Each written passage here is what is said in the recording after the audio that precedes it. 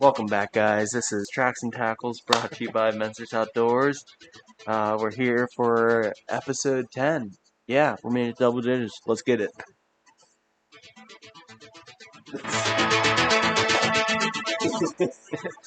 We're actually on episode 14, but don't worry, our co-host is catching up.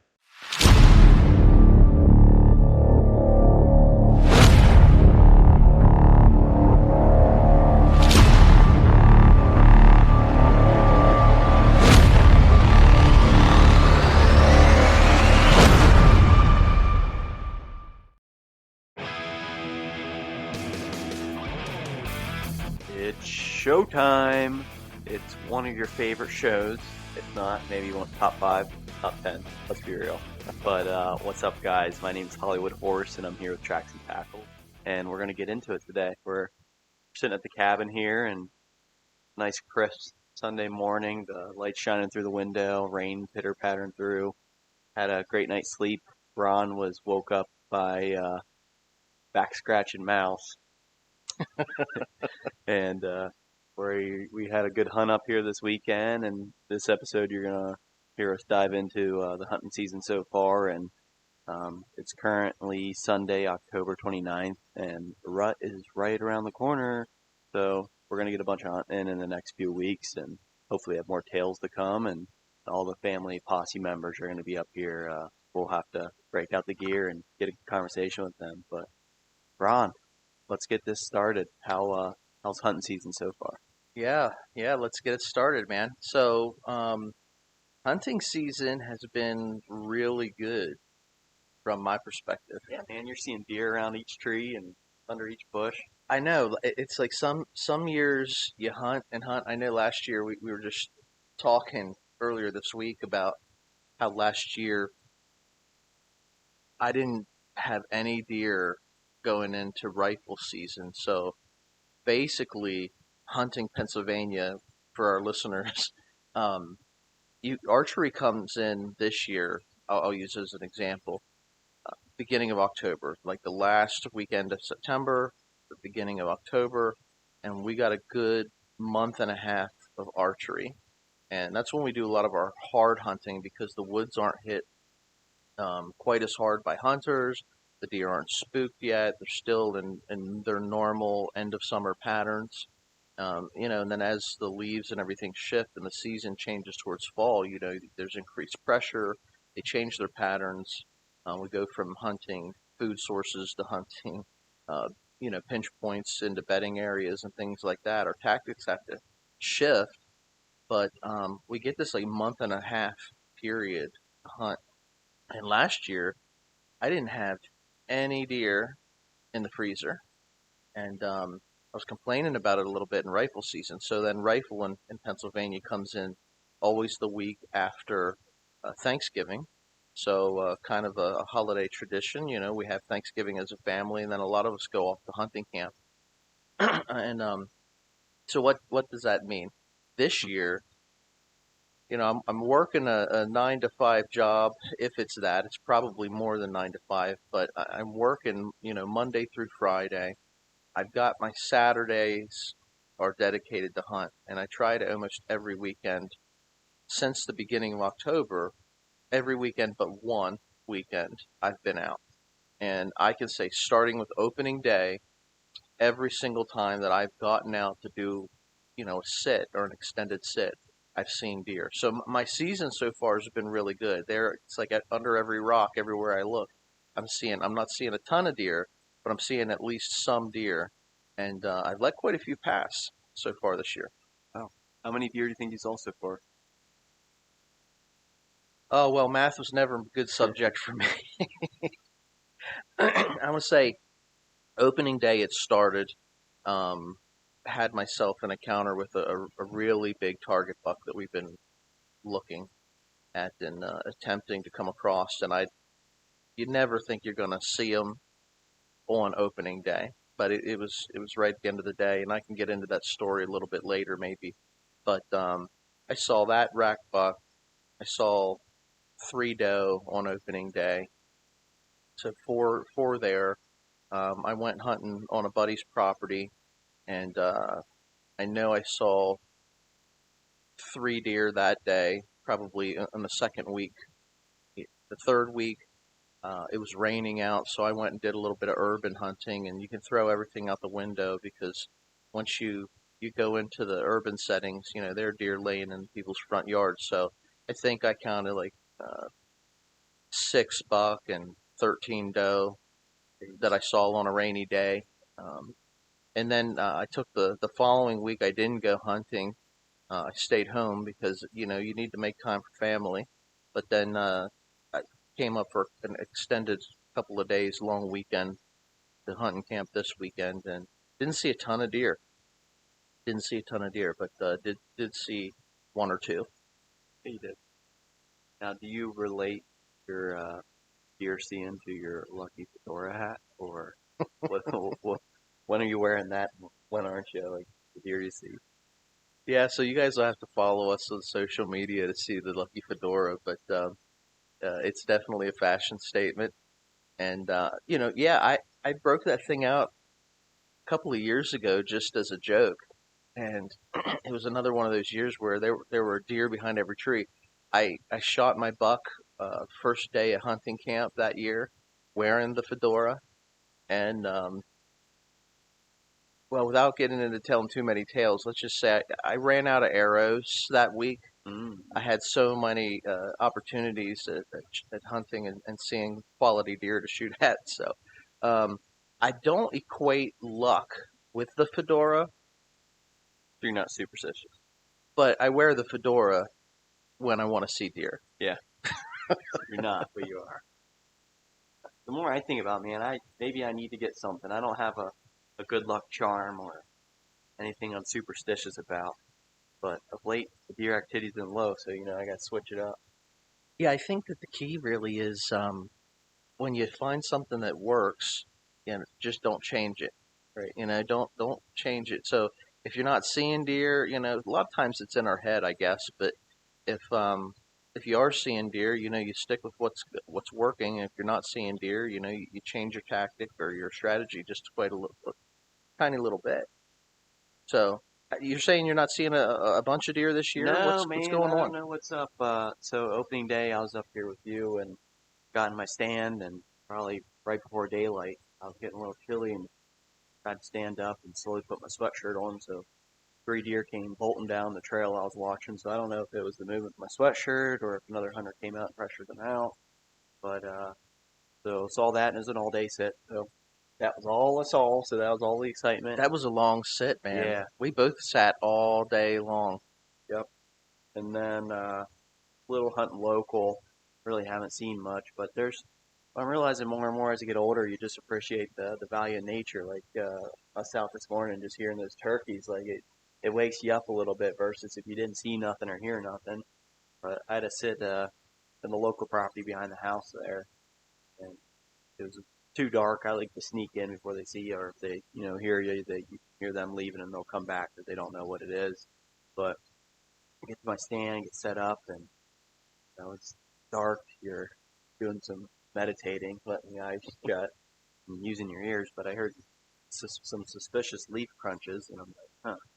Well, it's too dark. I'm not going to turn my head. Like it might see me move. Just sounds like walking. It keeps getting closer and closer. And I swear that thing went right up to the ladder of my stand. I didn't turn, but if that thing would have started climbing, I think I would have freaking tried to judo kick it or head run for the hills. I don't know what it was this day. Yeah, I've had that happen one time in the dark. It was actually leaving a stand. I was in a tree stand, and I don't know. I probably shared this story before, but you hear that crunching of the leaves, and you get excited, and it's dark, so it's when the deer are moving, sun goes down, and I like to wait until it's really dark to get out of my stand. Like I use every last bit of daylight that I Mm-hmm. possibly can, unless I'm freezing cold and I've been sitting all day and just I'm tired and need to get out. But that's another story. But anyway, I was sitting in this stand and I hear this crunch and it goes up right up to the base of my tree. And so I could tell once it got close enough that it was small. It wasn't a deer. And so I get my flashlight and I hit the light on this thing. Here it's a skunk. right at the bottom of my ladder, and I'm like, Surprise. oh no, I'm gonna give this guy plenty of time to clear out. Right. Yeah, so I mean, so you're not seeing a lot of deer, but have you been getting out? Have you been having some Oh opportunities, or are yeah, you like I like said, me, just getting out on the weekends? been great out this year, probably more than ever I've been out. But yeah, I had opportunities. Like what was it? It was Friday, yeah, not too long ago. But went out, saw leaves. They're freaking forest floors flooded with them this time of the year. So getting out to my stand, like there's no getting out there quietly. Like you're trying to tiptoe, but it sounds like you're walking through a bag of McDonald's wrappers to get there. But so I heard some deer jump up, and I used to, as a kid, I'd just be like crap, like hunt's ruined. Busted hunt, right? But I went and found my stand, and 10, 15 minutes later, a silhouette of a figure's walking my way, and it was still pretty early, and I don't think it was that big. I don't know, it's a little dark, but I'd used some judgment. I just watched that thing, and it hung out for a half hour or so, but it was good to see it. Got my heart was pumping, like I'm nervous, like I'm fired up. All the emotions are there at once, and then I had to go into work that day. I was just getting out in the morning, and then closer to 8:15, I'm thinking about my breakfast sandwich. Going in early to get dressed and just mentally prepare for the day, and then I see this big deer coming through, and it looked like a 4 point, about 40, 50 yards. It's having a stare down with me, and like I'm there like shivering, and I just get all fired up if it's a deer. It could be a fawn with spots, and I would get all excited. I wouldn't ever think of pulling the trigger, but it's what you're looking for, and when it finally shows up after a long wait, it's rewarding just to have that feeling. So then I don't know. He got suspicious or something. I was waiting for him to see if he came a little closer, see if he had another tine or not. But it was a big mature deer, and it would have tasted great. So that was a Friday. But yeah, getting out there, getting opportunities. But it's all about being at the right place, the right time, right situation, and Yeah. being prepared when the moment comes. Well, let me ask you something. I was sitting here thinking as you were sharing your story, and we were talking about like those long all day hunts. And I got a text from a buddy just last night asking me, he's not a hunter. He's like, how do you sit all day long? That would be really hard for him. He says his back couldn't take it. Right. You know, but you got any like thoughts on that or keys to success for hunters? Because I know there are times where you go out and you sit for an hour or two, and you can maybe get an early morning hunt in before you go to work. But then there are other days where you've got all day, Right. and when we do that, we try to put the time in. So what's the difference? What's that like from your? Let me get inside of the head of the Hollywood horse here for a minute in the way that you think. What's the key to an all day sit? Right. So I probably could relate with your buddy here a bit in the sense of all day sits. Like I really haven't been doing too many of them. I'm getting more fired up and more motivated late that it's becoming a lot more frequent. So you just have to recognize your movement patterns. Your prime hunting, it's going to be at sunrise and sunset, and then between there around lunchtime, you're almost going to have some dead zone. Now, when rut comes here in a few weeks, throw all that out the kitchen Toss window it, man. Yeah, because everything changes. you don't know what's going to go on. But you know, be mentally alert. From 6 to 10 or so. And if you're gonna do an all day sit, that's the time where, like for me, like I kill some time on my phone. I kind of, I don't know, I just relax. But yeah, I won't lie, I'm on. How many times? How many times? And you're not alone. I Yeah, think that a lot of people now, we're connected. We have those devices. But how many times have you been like caught off guard? You're on your phone, and that big deer walks through, and sometimes we can respond. We can get the right. phone down and still have an opportunity. And other times we're just busted. I would say I don't think I missed an opportunity yet, but I kind of told you before, like if you see a deer 200 yards out and it's coming your way versus, oh crap, there he is at, 50, 40 yards. Jumps out from behind a bush somewhere, and he's Right, already on top of you. right. Like just the level of excitement and the shakes I get, the buck fever. Like I don't know, man. Sometimes I ideally, man, I would love to see it from far come in because you're better prepared and better set up. But like, here's your moment, act now. Like that's it, who I am. I'm an impulsive person. All right, well, let me tell you, because that like ties right into my hunting story from opening day. Yeah. So opening day, we do this all day sit. All right, so you and I, we went up, we hiked this mountain, got into our, selected tree stands where we were going to hunt for the day. We were there before daylight, and we sat all day uninterrupted. You were texting me. I know you ran out of snacks pretty early in Oh the yeah. day. That's the hardest Never part. underpack. You got to take snacks when you're going to be out. I eat my lunch by 11.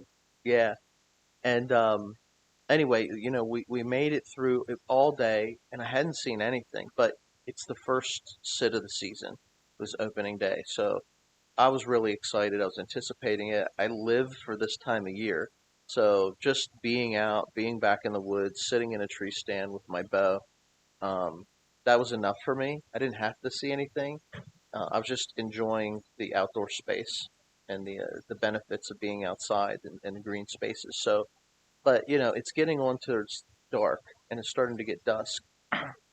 It's actually probably 5:30 ish. It gets dark here that time of year between 6:30 and 7 o'clock. It was that golden hour, where the sun was starting to set. The sun was shooting through the treetops, and the forest floor was golden.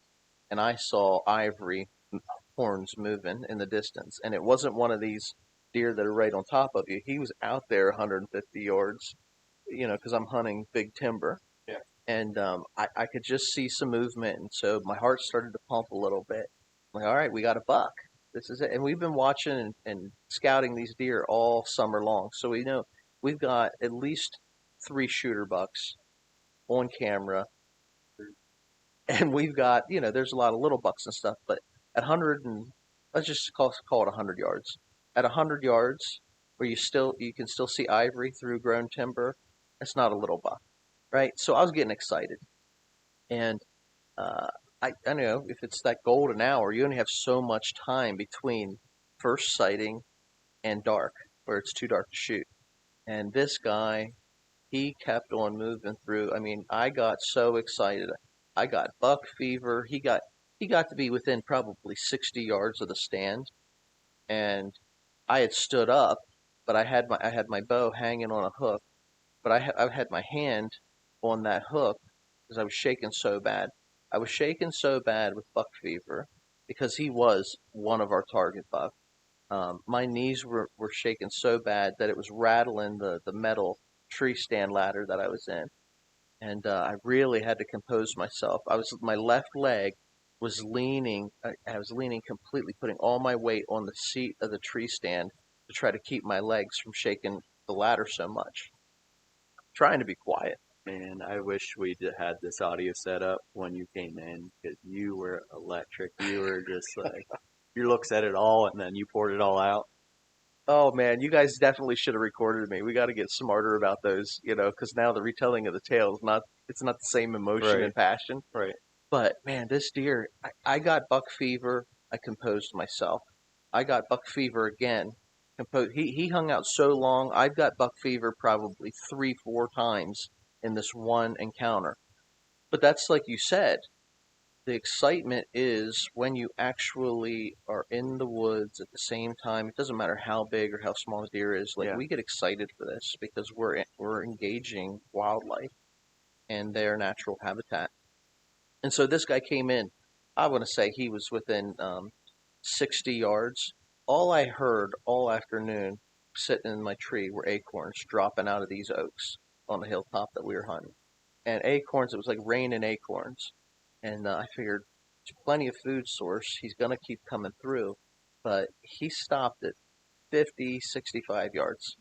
And he fed for over an hour and just would not come the next 20 yards where I would get the shooting. And eventually it got to be, dark. And right at dusk, I had 3 doe come in, and I thought that might be it, because the doe actually came into my stand.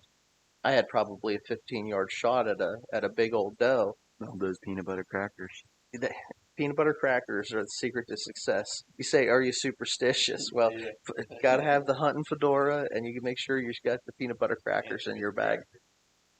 Yeah, so I let the does pass because I was hoping that they would just bring him in. He would come cruising in behind them, but it was just too early in the season.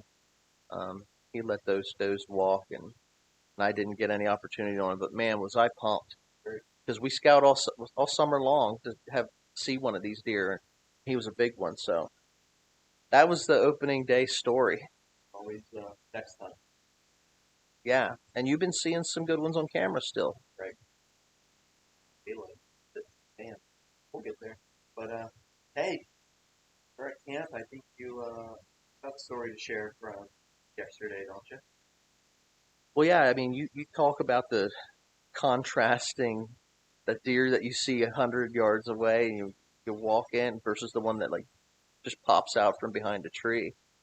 And yeah, I guess it wasn't yesterday.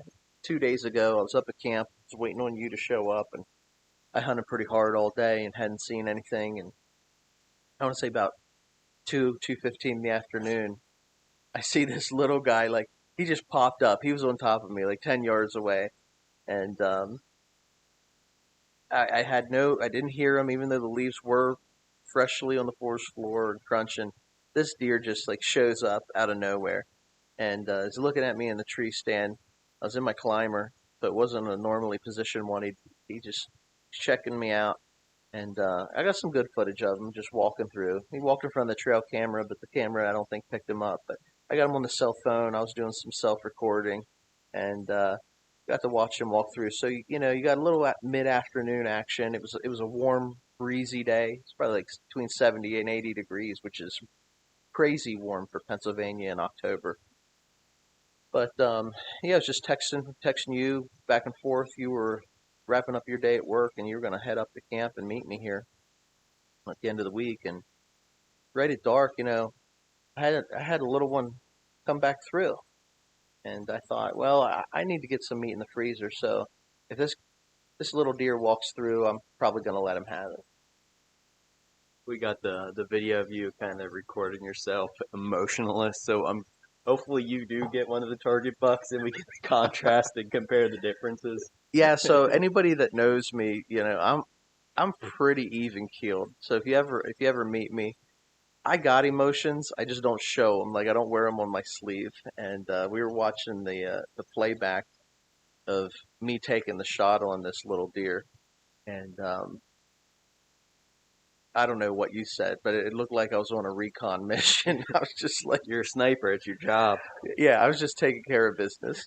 But yeah, this deer, man, it comes within 10 yards of the stand, and I usually hunt with my compound, but I just got some work done on a crossbow, and I got a new bolts, new scope, new string, and I was really excited to take it out. This is my first hunt really taking it out and using it, and I wanted to see what it would do. I got no meat in the freezer, so I want to get a freezer queen and make sure we get some steaks here. So I take a little bit of break the ice and get the pressure off for the rest of the hunting season. And so 10 yards, this deer walks in and just stands broadside. And so I make the decision.